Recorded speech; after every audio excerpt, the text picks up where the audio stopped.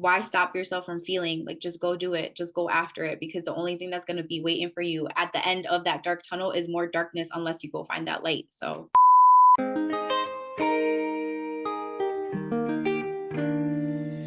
when I open my eyes in the world, father and mother wait for my first word and they... So, hi, lady. How are hi, you? I'm So good. to kick things off, we're really excited to have you on our podcast and really wanted to thank you for taking the time out of your day. So why don't you go ahead and introduce yourself to our audience viewers and just give a background of how you came to the US and how has your journey been like? So, Okay. All right. Well, first of all, hi everyone. So my name is Lady. I am 27 years old. I am Colombian. So I was born in Colombia. I came to the United States when I was 7 years old.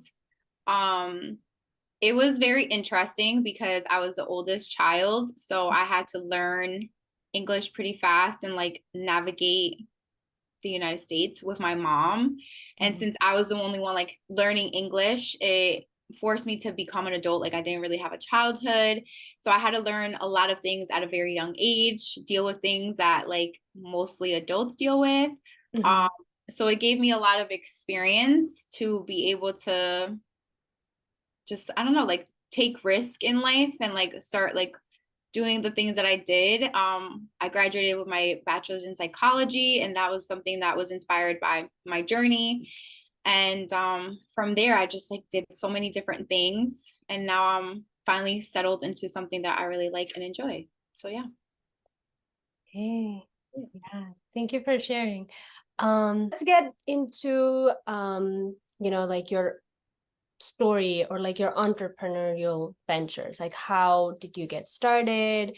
And because I know you're really passionate about helping people, and I know you personally, so you're not only an immigrant who has like overcome significant challenges in your life, and from what I know you, like you are a child of God, and you are really an inspirational person to me, and as a businesswoman, as an immigrant, and as a child of God, like what would you say inspired your entrepreneurial journey? And how do you balance, everything, your personal, professional life? I know it's a two-part question, but yeah. No, that's good. I'm laughing because balance is like it's key to life, but it's hard to find balance. Like it's like a it's like an oxymoron, if you will. Like to have a balanced life, you have to try to find balance in that balance.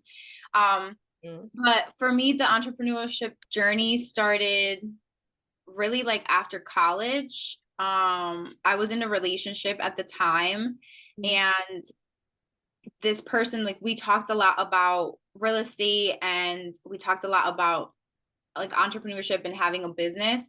And one time I kind of was just like driving to work. This was after I graduated with my psychology degree, and I was working with people who had disabilities. It's not that I didn't like my job, but I just didn't see myself doing that for the rest of my life. So I Mhm. was driving and I heard on the radio that there was going to have like this workshop to learn about real estate investing, and it was free. And I was like, I called right away and I was like, let's go. Like, I want to learn more about it. So we went and like we learned a lot about real estate investing, and that kind of catapulted myself and my partner at the time to like invest in ourselves and our education to learn about real estate investing, Mhm. which for a lot of people, if they don't know, like real estate, once you learn about real estate investing, you learn about entrepreneurship and the world around you, because like everyone needs a house, and the housing market is tied to the like the financial market. It's tied to everything. So you start to learn about how communities are affected by different laws and different things. So that was passionate. Like that really drove me to learn more about how I can impact and help people, because Yeah. the knowledge is out there, but we are as a society, we're taught to not ask questions or to not look for knowledge. And it takes people like us to have passion to like impact people and to just be like, hey, like you can do it too. Like there's knowledge out here to help you prosper and to not stay where you are. So that's where my entrepreneurship journey started, and my passion for like just being real honest about like what we need to do as people to like pursue better lives for ourselves. from there, like it was just trial and error. Like we tried to set it up and we had a couple deals. Some fell through. We lost money. I lost money. And then one thing led to another, and then we invested in another business. And through all that, it was just all trial and error and like just learning. But it was an amazing experience. Like I did lose a lot of money. I had to go through bankruptcy. But it taught me something very valuable about the United States and about the people who are rich in this country, and that's that there's laws and regulations and tax codes and all that stuff that keep us rich, and if we just learn them and utilize them, then we could actually prosper. And like that's why when I ended everything with my partner, I had no regrets in what I did. And like even though I had to file for bankruptcy and things like that, like it was an amazing opportunity for me to learn that like you can have a fresh start with your finances and not live life stressing about money, because there's ways to get around that, and that's from the opportunities. And if you don't have that knowledge, like you're going to stay stuck in debt like forever. But there's so many ways around all of that. And Yeah. that's what really made me passionate about like learning more and just teaching people more. um Mm-hmm. in that journey, being a child of God, Yeah. that came like obviously in like the past couple months. Well, you know that because we know each other pretty well, but in the past couple of months, deciding to be a child of God really came from personal experiences of like spiritual warfare, of, you know, people wishing bad on you. Like the way that people think or feel towards you is really real, and it's creates energy that's not wanted. And I don't know, just I was really looking for something to fill me up. Like I'm a very positive person. I'm very like motivating towards other people, but there was still something missing inside my soul that like just didn't feel like I was complete. Yeah. And that catapulted me to learn about God. Like I learned about so many other things. Like we talk about it all the time, like meditating and different types of religions and just different types of the universe and all that stuff, which is all related to God. But it was very temporary for me. And I was tired of the temporary. Like I wanted something eternal, and the only peace that I could get was through God. And that's what made me kind of really go towards being a child of God and like getting baptized and all that stuff. And now my entrepreneurship journey is in life insurance now, Yeah. which ties in with like life coaching, which is something else that I do. But um life insurance for me now, as an entrepreneur, like doing it, I'm seeing how important it is to protect your legacy, Mm-hmm. and how the lack of knowledge about life insurance is really stopping a lot of people, a lot of kids, a lot of generations to come Yeah. to inherit poverty and not wealth. So my mission now is to be able to teach people how to utilize an asset that is very cheap, Mm-hmm. literally propel generations to come in their legacy. So that's where I'm at with that. Wow. How did you Yeah. start with your real estate business? Like, is it something that you always wanted to do, or was there an opportunity and you took it, or how did you get into that field? So for me, it was after when I went to that free conference, um, just the information that they talked about in regards to like laws that kind of moved people into certain areas and certain communities to be more underpowered than others because of real estate and because of the way that people handled their buildings and all that kind of stuff. That really catapulted me to learn more about real estate and to learn more about how the market worked. Like, how can all these people have so much wealth through real estate, and how can I attain it, and how can I teach others to attain it, because it's very attainable. Mm. um that was really what made me want to do real estate the most, not just the money, like just learning about the opportunities that you have as a homeowner that Uh-huh. people don't understand that they have. um and how did I get started? Like, well, I kind of just, you had to just go out there. Like, I just had to go out there and put myself out there, like apply what I learned and network and find people that needed to sell their houses, and just get a lot of no's, get a lot of rejections. And like, I had a lot of deals fall through, and I had a lot of deals that went through too. So it's just really taking a risk and just going out there and doing it. Right. I agree 100%. Right. And how about life insurance? Like, how did you get into, like, from real estate? I feel like life insurance and real estate is like somewhat related, but not related. So Yeah. how did you get into Yeah. that? So I learned about life insurance because of real estate. And Mm, that was years ago, but I never really looked into it more than I wanted to until my mom actually ended up getting her own life insurance policy a couple years back. And because of that life insurance policy during a time frame that she was sick, she was able to provide for herself. Like she was able to use her life insurance policy to pay for certain things. And that made me like look a little bit more into it because I was like, wow, that's a really great thing that you can do. And I had no idea that you could utilize it also in that way. So that was just where it was at. And I decided to take a different path, which was to do life coaching. But in that path of life coaching, that's when I started getting closer to God. And I've always had a dream. So when I first went to one of those real estate conferences, there was this guy, and he talked about having this vision of being able to help people like who are renting be able to be homeowners through his business. So what he would do was that he had a stipulation with his tenants that he would match whatever extra they put towards their rent to save for their down payment on their house. Right. And that really for me was like, wow, like that's so amazing. I want to do something like that, but I wanted to do it differently.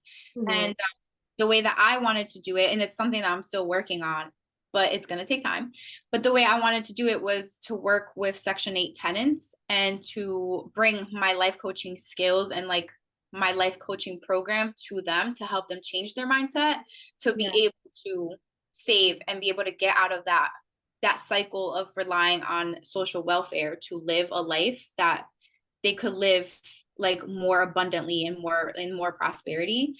So that was my plan with real estate and life coaching. That's why I did life coaching, like started with life coaching and how I met Regina. But towards the end of it, I got closer to God, and God kind of just told me like no. Like I was about to launch my life coaching program and God was like no. Like literally like a hard no, like it's not this right now. Like it will come but it's not that. And someone that I knew um from school like a long time ago, she posted about something and I was like, what is this about? Like I really wanted to like just network and see like what it was about. And it was about life insurance. Mm. And in our conversation we were talking about God as well. And I Mm. was like, wow, like this is, I don't know if this is a sign or if it's not a sign, but like I'm gonna do it because it just sounds legit. Like it just sounds like it's something that aligns with me. And when I was doing it, I was thinking about getting like my loan officers like license because that's what Mhm. they provided because I was doing real estate classes at the time. And but I had to start with the life insurance license. Mm. So that's where it kind of started for me. And then one thing led to another. Like I started looking for jobs because this company that I was going to do this licensing with, it wasn't a company that I wanted to do it with. I just wanted to get the license through them. Mm. So I was just like, let me like apply for other jobs because I needed income at the time. Mm. And I started applying to other jobs and I found this firm that is aligns with how I move and how I think about teaching people about life insurance. And they Mm. ended up hiring me to do it and paid for more than what this other company was going to pay for. And one day I was kind of questioning like, is this really for me? Like, is this what I need to do? And I decided to go for a walk with my dog. And it was like at this beach. And I had no, like, this was a new beach. Like, I just decided to put whatever beach and I just went. And I ended up like sitting at this, like at the shore and looking up. And right across the harbor was the building for this life insurance job that I just had. And that was the same day that I was praying to God to show me a sign if this is really for me. And Mm. in that moment I was just like, okay, this is your sign, because I never even knew that park was there, like, and for that building to be right where it was at that moment when I was like, all right, let me like talk to God a little bit more. It was just kind of like, all right, this is where I need to be. And it just, that's where it started. I mean, I've only been like 2 months in, but I've learned so much right now and I'm very passionate about what it can do, and it aligns with my dream and my goal. So yeah. No, yeah, thank you for sharing that, because I know like when we talk about these things, it's crazy how when you move differently, things and people and places are just put right there for you, or like you said, things align, people are put into your life for a reason. And yeah, thank you for sharing that. Um So a question on life insurance. I don't want to get into the detail, of course, yeah. but like life insurance is like that kind of subject that not many people know about. Hmm. People whenever like well, I know I've had like few communication with people about life insurance, but before that, I thought like life insurance is going to be something, it only comes in handy like after something happens to me, so most people don't plan for their death. So it's a very touchy subject too. So, and how can an immigrant take an advantage of life insurance? Like, do you think it is for them, or do you have to be settled in America first and then get a life insurance, or like educate us a little bit on here? I think life insurance is for everyone and Yeah. anyone. Like the beautiful part about life insurance is that what you pay versus what you get is a lot, like what you get is a lot higher than what you pay. And I can't go into details about the numbers because it's a very heavily regulated industry for obvious reasons. Like the world doesn't want people to know about life insurance because it would shift the poverty and wealth scale a lot. But it's there for a reason. But I think that anyone and everyone can have it. An immigrant can have it. Do you have to be settled in your life to get it? No. Like you can start in different tiers and work your way up to be able to utilize life insurance as a saving tool and as an asset. It's an asset regardless. Yeah. But there's different types of products that you could utilize differently. And yeah, like you don't really have to be settled. You just have to learn how to shift your mindset about money. Like we think about money like when we get paid, we think of like I have to pay everyone first and then I can save. But if you start to save what you get first and then you pay everything out, your trajectory to leave money for your kids is so much higher and so much better because you're prioritizing protecting your income.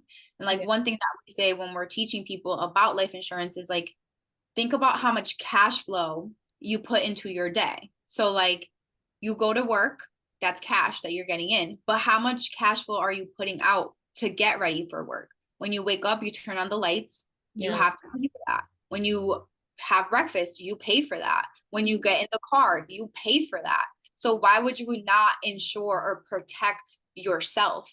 Because you're the one who's bringing that cash in. And another thing that we always say is like, we are more like willing to go put protection on a phone before we put protection on ourselves. That's so true. Yeah. Why are we doing that when we're the ones who are having to pay for that phone? So if we stop working, that insurance is not going to do anything for our phone. So that's the mindset with life insurance and why I'm very passionate about it. And yes, everyone should have it. And the earlier you start, the more you can accumulate. And it's not just for when you die. Like when you die, that benefit that you get goes to your kids, goes to your children. Like they're not going to have to worry about paying for your funeral expenses because you didn't leave anything. And nobody knows, like it costs about $5,000 for someone to get cremated, and it costs about $10,000 for somebody to get buried underground. Like that's crazy that we're having to choose between giving somebody like a proper burial versus like something that we really don't want, and we still can't afford it. So yeah, that's like it's for everyone. And while you're living, you could also use it to save. Like it's literally a saving tool. Wow. Yeah. Like now to think of this, like we have car insurance, we have home insurance, we have all kinds of insurance, but we don't think about life insurance, especially like as an immigrant, like we don't think about that. So yeah. Okay, kind of I want to shift gears here from like talking about business to like your belief system, it's like I know there are going to be a lot of people who do not share your beliefs and might maybe even offend you. So how do you maintain like a positive mindset and yeah, have a good relationship with people and like protect, you know, your energy and just stay focused on yourself. Like, yeah. I think the way that I protect my energy and stay focused on myself is staying focused on God. That has been like the biggest thing. I think that when we start to look, and don't get me wrong, like I had to focus on other things for me to understand that and get to this point. Um, but I think that when we can just focus on what we can control, and it's very little, like we really honestly, like if we think about spirituality and like if we're talking about God, like everything that we can control, God controls for us. So why try to control it? Like all we can control is just what we do to serve something bigger than ourselves. And for me, that's God right now. Um, but like to stay grounded and to not be offended is just to have that faith and conviction that regardless of whether you like what I think or not, like I'm still doing something to serve a bigger purpose. And if I'm serving that bigger purpose, then your opinion really doesn't matter to me, because at the end of the day, I'm going to go home and I'm going to go to sleep and I'm going to be at peace with myself. And you're probably going to go home and think about that conversation and not be able to get some sleep. So like that's just kind of how I see it. Yeah. And yeah, like just that, just what can I control and what can I focus on to better myself, better the world around me. Like if I can't, like I can't focus on petty things. I can't change somebody's mind. I can't do anything. All I can do is just give them a perspective, and if they choose to accept it, they choose to accept it. If not, I know that I planted a seed for them that later on down the road is going to be watered and they're going to see things a little bit differently. Mm-hmm. That's so true. Yeah. Yeah, I Love do it. want to touch a little bit on your childhood as well. Like when you came from Colombia to the United States, how was it like cultural differences? Even though you were a child, I know your parents were from there, I'm assuming, but like how was your upbringing? Like, did you get to learn a lot about Colombia side, or how was it? Um, Yeah, yeah, sorry. Yeah. very no, what's up? Oh What were no, you you visited Colombia like a while ago too, right? I think it Yeah. was. So yeah, kind of like share us how that went. Yeah. So when I first moved here, like my entire family was here. Mhm. So it was very much Colombian. Like the food, we still ate Colombian food. Like we still like went and, like it was obviously a big hit. Like, like I don't know the language, like things are different. There's not like, I mean, there's like mountains where I live, but like it's not like the mountains in Colombia. Like it's very different. But I don't know. I feel like I didn't have the time to think about it because I just had to go. Like I just had to adapt. I had to help my mom. I had to help my grandmother. I had to help myself. So it's just kind of like, was it shocking? Yeah, but like you couldn't think about it. Like you had no time to think about how shocking it was, because it was like, all right, now I'm here. Now I gotta go do something. I gotta go learn. I gotta understand how to navigate this world. So Right. that was like definitely hard, but like speaking Spanish at home, like having my meals, like that kept me grounded in my culture. Mhm. And like having still relationships with like my family back at home helped me keep that culture. But I definitely didn't visit Colombia for like 10 years. So about like 3 years ago was the first time that I went back after 10 years. So it was really nice to go back and to just like experience your roots again. Like even though you think you know, but you don't know until you go back. And it made me fall more in love with my country and like the people. And like I started speaking more Spanish to like my family and to my friends, and to like just listening to more Spanish music, like listening to more like my telenovelas, like just really tap into like those little things that kept me feeling grounded in my culture. And like even just like, I mean, I changed my diet, so I'm a vegetarian, but even just making dishes that are Colombian, like vegetarian style, like I started doing a little bit more of that. And since then, like I've gone to Colombia, like I try to go every year. So I have gone like every other year, like every year. Mm. Um, to kind of just keep it alive. But yeah, I feel like it's a choice. Like it's hard, like it's shocking, but I feel like you have to make that like decision for yourself. Like, do I want to keep my culture alive within myself or not? Like, and you do that by like food and like music and things like that. I love that. Yeah. I didn't even know, like, how important it is to stay grounded and connected to your culture. Because like you said, I mean, we have been living in the US for like 8 years now, and it's not the same if we go back home, right? So yeah, definitely. Yeah. What do you think are like, what or who inspired you like throughout your journey? What helped you and what did not help you? So who or what inspired me throughout my journey? Or still inspires you. Yeah, I think I've had every single, I want to say every single chapter, every season of my life, there has been a different type of inspiration, either from a person or from an experience. So it's like ever changing. It hasn't been a consistent person. I think the only consistent person that has inspired me is my mom. Like that's the only constant in my life that inspires me. But like at first it was my cousin. She introduced me to understanding like about the universe. She told me about manifesting, and like that's what got me kind of learning more about like how to speak life into myself and how to speak things into existence. So like that was like a really important lesson for me. And then after that it was like my partner, like my ex-partner, and like his drive, his motivation, his willingness to go take risk and to not take no for an answer. Like, so it's just been like different people recently. Like last year for me was Katie, like how she, like our coach, like how she moved and how honest she was and how in integrity she was with herself. um and recently it's just really like meeting somebody from my church who really resembles a lot of what I want to be as a woman and like a woman of God. And she's been an inspiration for me a lot as well. I feel like there's so many people that inspire me. It's not just one person. Yeah. And what I feel like what really inspires me is this world, like just seeing what people don't know and how they're living, and like just looking at people and wanting to give them a little bit of what I've learned and a little bit of my experiences so that they can live a more joyful and abundant life. Like that's what inspires me daily for sure. Wow. I love that. No. Um, and then what advice, would you give to immigrants who are like currently in a really dark phase, or not, in a dark phase, like they're facing adversity, they don't like what they're doing, but are seeking to build a better life in a new country and just want to get out of that, dark place? Yeah.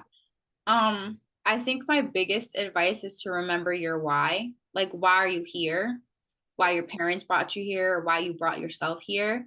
And go deeper. Like anything, like this country, even though it is hard and there's a lot of adversity, Mm. what yeah. Okay. So even though there's a lot of adversity in this country and it's hard, there's a lot of opportunity, and you can only find that opportunity if you open yourself to that opportunity. So when you're in a dark space, you block off all those opportunities and it's hard to see them.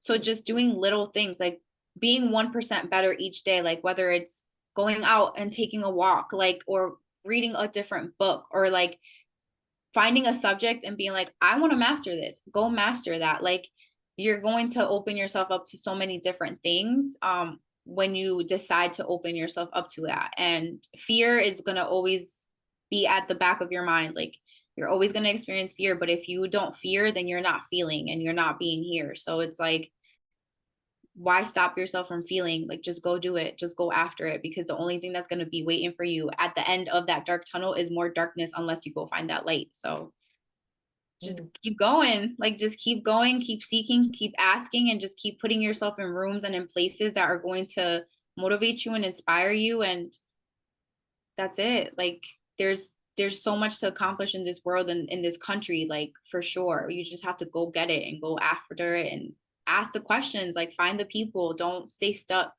just go. Just move. Wow.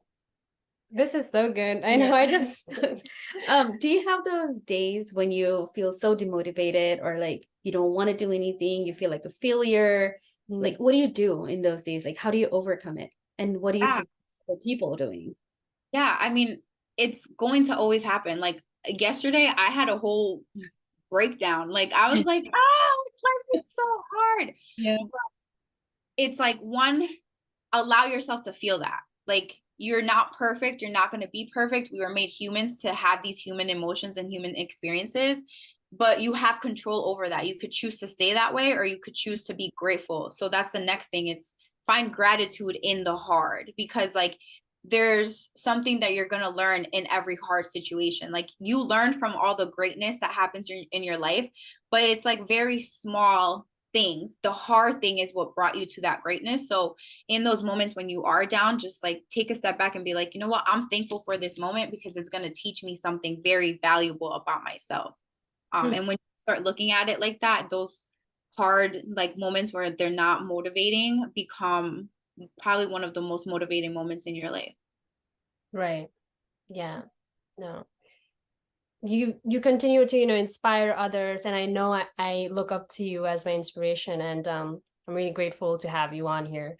I know we are almost running out of time, but before that, if you want to leave our listeners with one piece of advice or, thought to ponder, what would it be? I think the thought to ponder is, why are you waking up every day to do what you do? And if you don't like it, change it. Mhm. And the last thing is just stay grateful. Like truly stay grateful. Like wake up every single day and look around you and see how much you have for yourself that a lot of people don't have. As cliche as that sounds, that's what's gonna help you see more than what you're seeing right now. And you can exercise that muscle. You're gonna find opportunities where you didn't think you had opportunities. So that's that. Yeah. Why are you waking up and why are you doing what you're doing? And if you don't like it, change it. And gratitude. Mhm. True. And then if you do have any other last minute questions, sure. Okay. Where can our listeners connect with you and, learn more about your journey and your ventures? I know where to find you. Yeah, you could just find me on Instagram for now. It's my whole name is so long though. I changed my username. So it's Lady Bustamente underscore. So if you're gonna put it somewhere, I'll send it to Yeah, you. we'll put it on the show notes. Yeah. But also, okay, one last question. Like, how do you envision, because I know you talked about creating, a legacy and building generational wealth with what you're doing with life insurance. So how do you envision leaving a legacy through your work and experiences? Yeah, I think the biggest way that I envision leaving a legacy is by teaching others and creating like a hub and a foundation to teach others and to give others opportunities. Like I want to be able to have a fund to invest into underserved communities, to give education to people, and truly through my real estate efforts. And now I really want to lead a ministry with with God at the center of it all. So I feel like that's where I want to leave my legacy. And I want to do a lot of humanitarian work. So just that aspect of a foundation that's going to touch upon a lot of the things that are happening in this society that are not being talked about or not being worked on, like homelessness, like I don't know, just all that, like finances, all those things with kids, everything, like just everything that I've learned. I want to put it all in an umbrella and start teaching people how to do it. That's like my legacy that I want to leave. Yay. No. And I hope if, people who are listening to this do really like get inspired from your story, because your story is really a testament of like, resilience, determination, and to see how far you've come, as an immigrant, like, and who you are, it's like really inspiring. And yeah, but like I said earlier, you continue to inspire me every day, and thank you so much for sharing your story. Thank you so much, lady. This is really heartfelt conversation, and I learned a lot from you. And yeah, thank you so much for coming on, sharing your story, being open about it. We really appreciate you being here today. yeah, thank you so much.